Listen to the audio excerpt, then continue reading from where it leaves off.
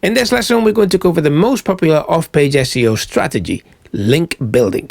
Link building is the practice of building one-way hyperlinks, also known as backlinks, to a website. We do that because a link coming from a website that's a high authority implies that our website can be trusted. And if it's a do-follow link, that can pass on some of that authority to our website, which can boost our rankings. Common link building strategies include content marketing, building useful tools, email outreach, and public relations. Now, many scoff at link building, mostly because it's hard work to get a genuine good link. But backlinks are still one of the strongest ranking signals in Google's algorithm. Remember, the web is built by links. It's how pages are connected. And Google and other search engines still look at those links as votes of confidence. So let's look at different ways to build links, and do bookmark this section for your reference. Some methods you can use include business directory submissions, social profile creation, blog commenting, posting on forums, communities and Q&A sites, and creating job search listings. Now, these are not powerful links by any stretch of the imagination. In fact, directory submissions are probably one of the most overused SEO strategies, and it's one of the types of link that Google devalues the most. But every little link can count, so do use the ones that are applicable to your website. Just don't expect to hit the top of Google with this type of link. The second strategy is to reach out to other website owners and ask for a link. This is known as outreach. Some methods you can use include guest blogging. This is a popular method where you create a piece of useful content for another website and the website owner allows you to include a link back to your website in exchange for the content. Skyscraper technique. Here you reach out to a website owner and show them a better resource than the one they're linking to. Obviously, that resource would be your own article. Link inserts. Here you show other website owners a resource with more information on something they've briefly mentioned. Again, that resource would be your own content. Ego bait. In this technique, you mention a person or their work in your own content in a positive light. The idea is that they would be inclined to share your content with their audience because it speaks highly of them. Testimonials and case studies. Here you simply give positive feedback about a product or service in the hope that the provider links back to your positive review. Link exchanges. This is where you offer a link back to a website if they agree to link to you. Resource page link building. Here you show other website owners a good resource that fits their existing list.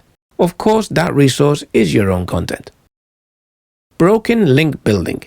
Here you contact a website owner to help them fix a dead link on their page. You offer your own content as a replacement. Image link building. Here you ask to be credited for using your image. This credit is usually a mention and a backlink. Unlinked mentions. This is where you discover somebody mentioned your website or brand in their content and you reach out to them to ask them to turn that mention into a clickable link. Link moves. This is where you ask other website owners to make changes to an existing link. You could do this, for example, if you wanted to boost a different page on your site. Harrow and journalist requests. Harrow stands for Help a Reporter Out and is a website where you can provide an expert quote or content that a reporter can use in their article. Naturally, you must be an expert in the topic you're providing help with. PR. In this technique, you give a publication a killer story to cover.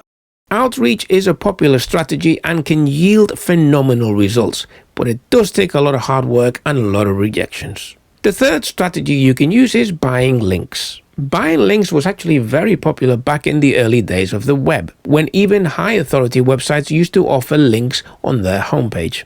You also had a ton of link brokers who would offer to secure links for you on other websites for a price. Until Google decided that this was cheating, and overnight, link farms as they were known became banned and deranked.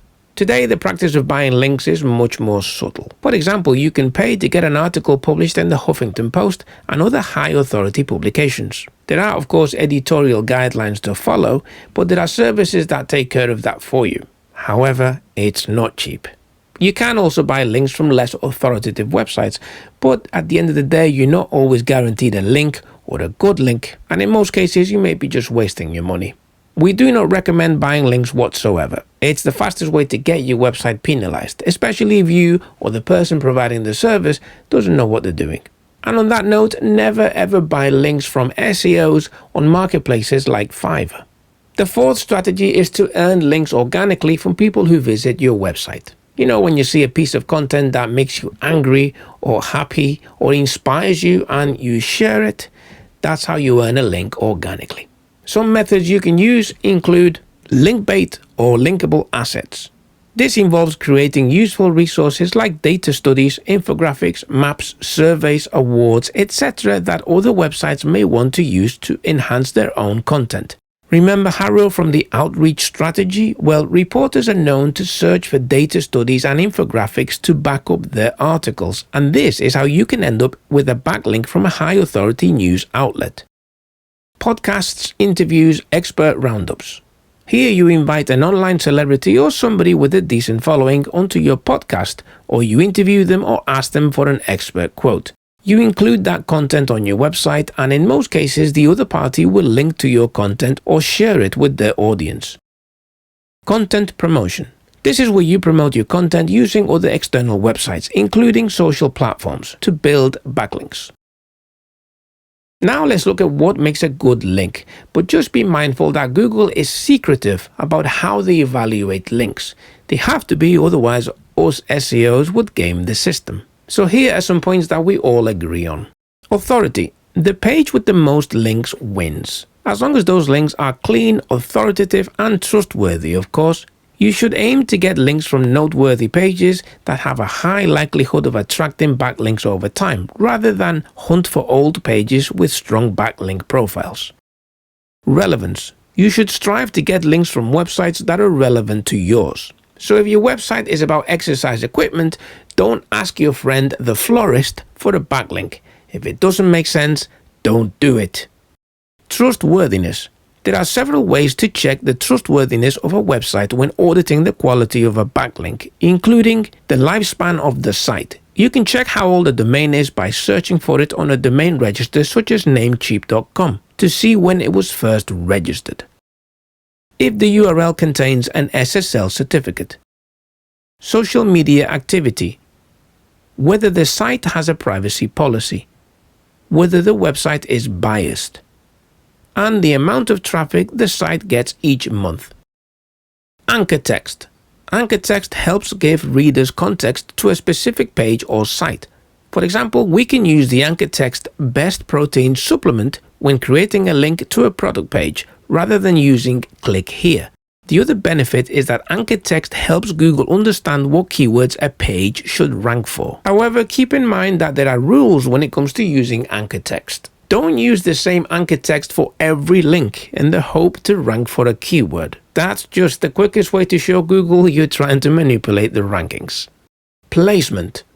Where you place your links is important and can directly influence the visibility and performance of the link itself. Users are more likely to see links at the top of the page when they first land as opposed to the footer, which they may or may not reach. Try to avoid placing links in sidebars, the lower body of content, and the footer. And just so you know, a link in the body of a page is far more powerful than a link in the sidebar or the footer of a website. Many of the websites selling links back in the day were in fact selling you footer links and sidebar links, and Google quickly devalued those. Destination. When building links to your website, there are 3 destinations where you can point them: your homepage, your linkable assets, and the pages that you actually need to rank high in Google. For links that are harder to rank, for example commercial pages, you can build many links to your linkable assets and funnel all that link juice towards those via internal links. For example, your killer article on everything you need to know about protein, which includes a fancy pants infographic, will attract informational searches and hopefully backlinks from people who want to share that wonderful content and people who want to use that infographic in their own content. The authority of that page will grow along with those backlinks. And a well-placed link in the body of that page to your product page where you actually sell the protein can help boost the rankings of your product page. In the next lesson, we'll be covering social media SEO. I'll see you there.